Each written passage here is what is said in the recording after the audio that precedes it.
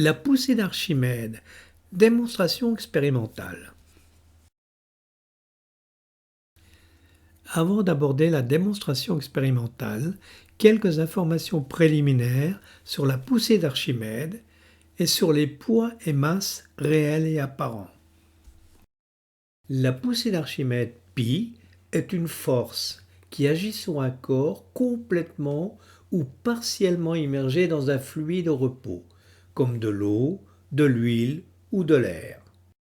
Cette force π est due à la pression du fluide sur le corps. π est dirigé verticalement vers le haut et est égal à l'opposé du poids du volume du fluide déplacé. Considérons le cas d'un objet de volume V. Immergeons cet objet dans un récipient contenant un fluide jusqu'à un niveau initial. Selon sa masse m objet, on observe 3 cas. Premier cas, l'objet coule au fond du récipient. Le niveau du fluide monte jusqu'à son niveau final. On constate que le volume du fluide déplacé est égal au volume de l'objet immergé. Deuxième cas, l'objet flotte entre deux eaux. Comme dans le cas précédent, le volume du fluide déplacé est égal au volume de l'objet immergé.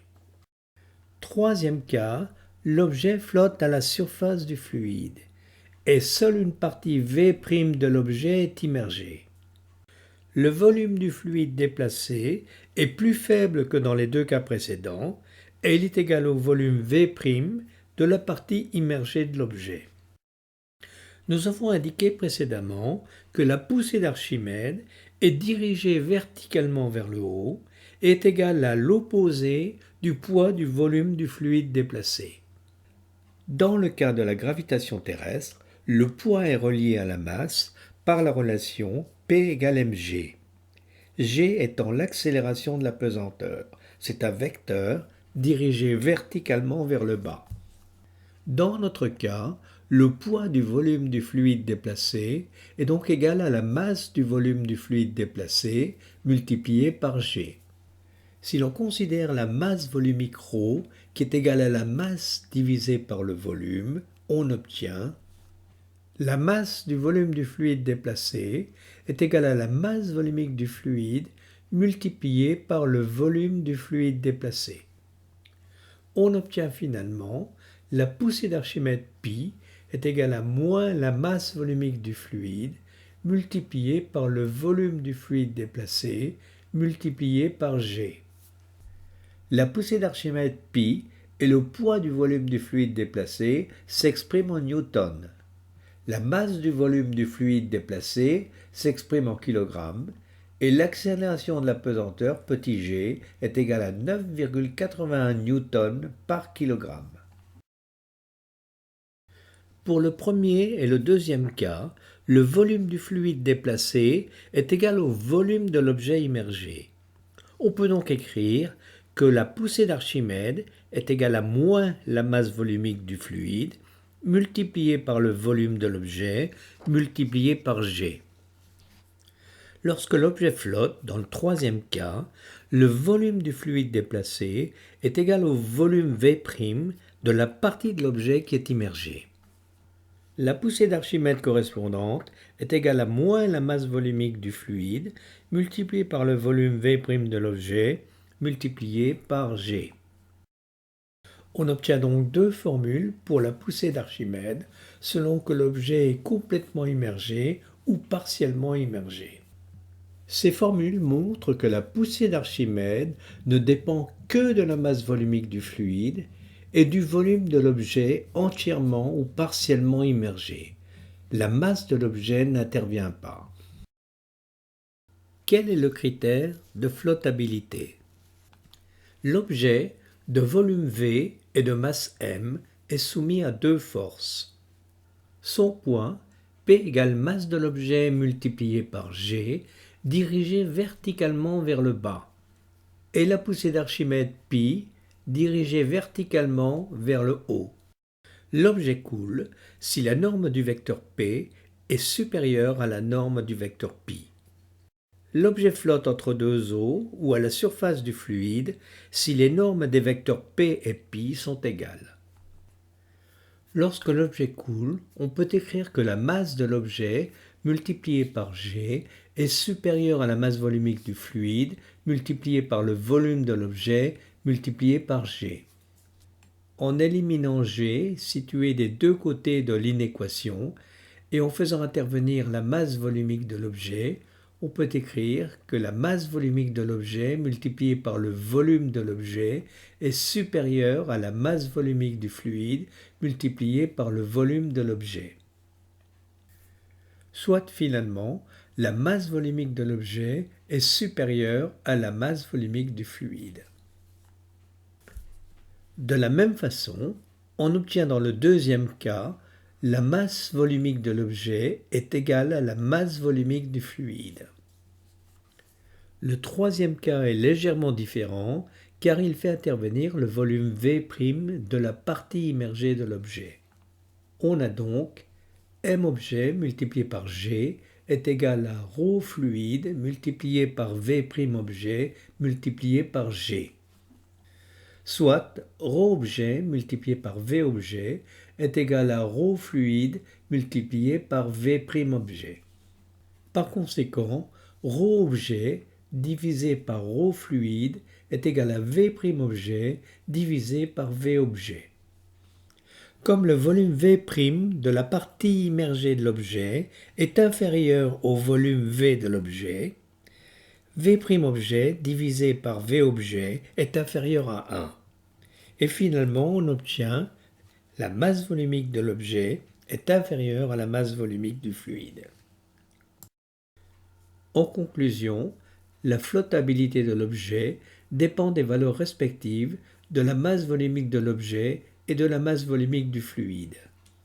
On parle de flottabilité négative lorsque l'objet coule, de flottabilité neutre lorsque l'objet flotte entre deux eaux et de flottabilité positive lorsque l'objet flotte à la surface du fluide.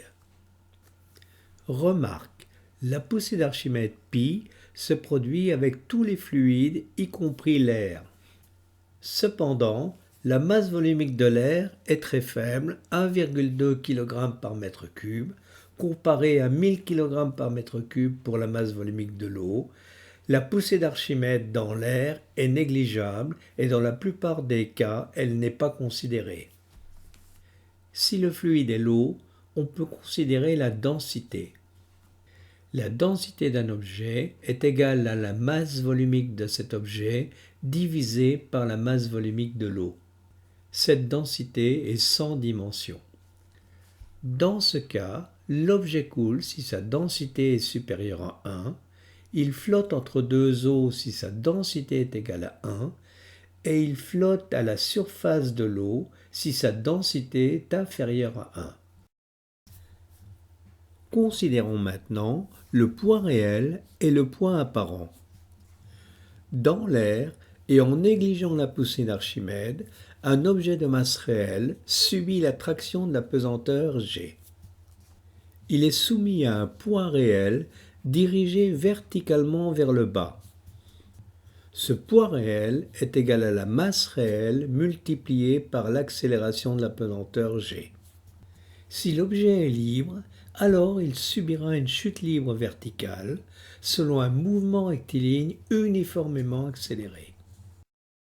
On peut mesurer le poids réel avec un dynamomètre. Il s'agit d'un dispositif permettant de mesurer les forces.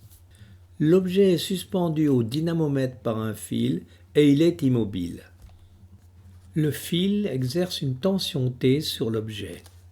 La deuxième loi de Newton indique que cette tension est égale à l'opposé du poids réel. Dans un fluide, par exemple dans le cas de l'eau, un objet de masse réelle est également soumis à un poids réel dirigé verticalement vers le bas. Mais il subit aussi une poussée d'Archimède π. Π est égal à moins la masse volumique de l'eau multiplié par le volume de l'objet multiplié par G. Π est dirigé verticalement vers le haut. Si la masse volumique de l'objet est supérieure à la masse volumique de l'eau, alors la norme du poids réel est supérieure à la norme de π. C'est le cas présent. Additionnons les deux vecteurs poids réel et π. Pour ce faire, on place le vecteur π à l'extrémité du vecteur poids réel. La résultante est le vecteur poids apparent. Le poids apparent est dirigé verticalement vers le bas. La norme du poids apparent est égale à la norme du poids réel moins la norme de la poussée d'Archimède π. Soit la masse réelle moins la masse volumique de l'eau multipliée par le volume de l'objet, le tout étant multiplié par g. On peut aussi écrire que le poids apparent est égal à la masse apparente multipliée par g. En conséquence, l'objet coule au fond du récipient. Il a une flottabilité négative. L'objet subit une force de réaction R dirigée vers le haut et égale à l'opposé du poids apparent. On peut mesurer le poids apparent en suspendant l'objet à un dynamomètre. Le fil soumet l'objet à une tension T égale à l'opposé du poids apparent. En conclusion, le poids réel est le poids d'un objet dans l'air. Il est égal à la masse réelle multipliée par g. Et le poids apparent est le poids du même objet dans l'eau ou dans un fluide quelconque. Ce poids apparent est égal à la masse apparente multipliée par g. Considérons maintenant la masse réelle et la masse apparente. La mesure d'une masse peut se faire à l'aide d'une balance à deux plateaux. Pour mesurer la masse réelle d'un objet dans l'air, on peut suspendre cet objet à l'un des plateaux de la balance et équilibrer la balance en plaçant des poids de masse m est égal à la masse réelle sur l'autre plateau. On pratique de la même façon pour la mesure de la masse apparente d'un objet dans l'eau. Cette masse apparente est égale à la masse réelle moins la masse volumique de l'eau multipliée par le volume de l'objet.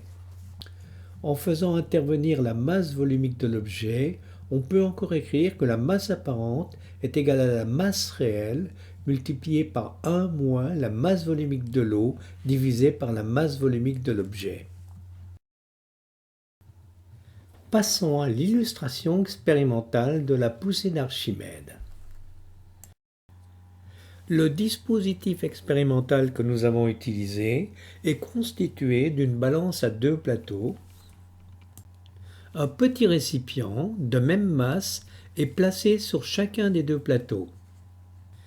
Un objet de forme quelconque et de masse réelle est suspendu par un fil fin de masse négligeable au plateau gauche. Des poids sont placés sur le plateau droit de façon à équilibrer la balance. Un récipient à débordement est rempli d'eau jusqu'à un niveau initial bien défini. Un second récipient permet de récupérer l'eau du récipient à débordement. Dans l'état initial, l'objet se trouve dans l'air. Il est donc soumis à un poids réel égal à la masse réelle multipliée par l'accélération de la pesanteur. Tout se passe comme si une masse réelle se trouvait sur le plateau gauche de la balance. Pour équilibrer la balance, il faut placer sur son plateau droit des poids de masse m égale à la masse réelle. La balance est abaissée de façon à ce que l'objet soit entièrement immergé dans l'eau du récipient à débordement. On constate deux faits. La balance est déséquilibrée. Un petit volume d'eau déplacé a débordé du récipient à débordement et s'est déversé dans le second récipient. Comme l'objet est complètement immergé, ce volume d'eau déplacé est égal au volume de l'objet. L'objet étant immergé dans l'eau subit un poids apparent égal à la masse apparente multipliée par g. Tout se passe comme si une masse apparente se trouvait sur le plateau gauche de la balance. Le déséquilibre de la balance indique que cette masse apparente est inférieure à la masse réelle. Le volume d'eau déplacé, contenu dans le second récipient, est versé dans le petit récipient situé sur le plateau gauche de la balance.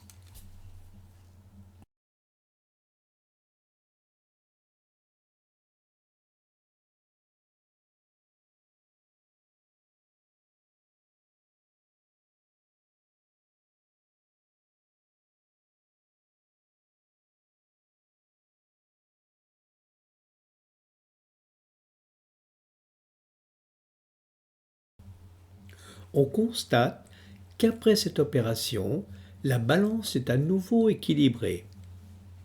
Pour interpréter cette propriété, faisons le bilan.